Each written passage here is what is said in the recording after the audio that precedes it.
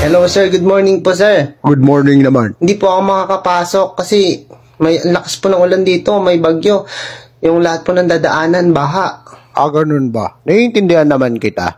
Kaso lang, walang gwapo dito sa company ngayon.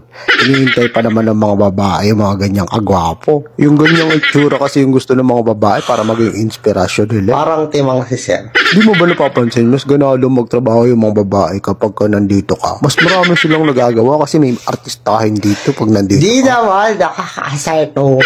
Gwapo, absent, walang ganun. Hindi naman. Maganda kasi yung sales ng company kapag nandito ka eh. Iba yung inspiration na kukuha sa inyo. Nakakainis kayo sir. Ikaw, kung sure ka na talagang ayaw mo pumasok, pero walang gwapo talaga dito sa company pag wala ka eh. Wait lang sir, titignan ko rin kung mayroon naman ako nabiling bangka. Papunta na ba ako dyan? Yun naman pala. Sige na sir.